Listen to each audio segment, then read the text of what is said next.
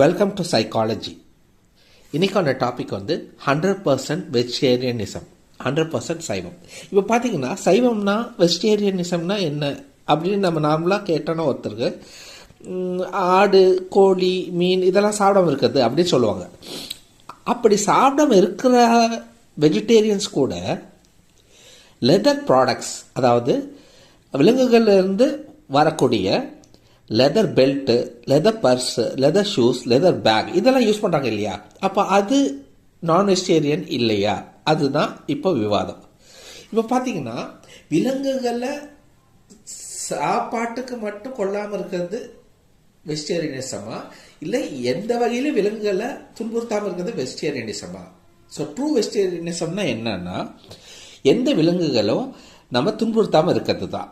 So அப்படி பார்த்தா leather purse, leather bag use பண்ணால் கூட நான் வெஜிடேரியன்ஸ் தான். Thank you so much.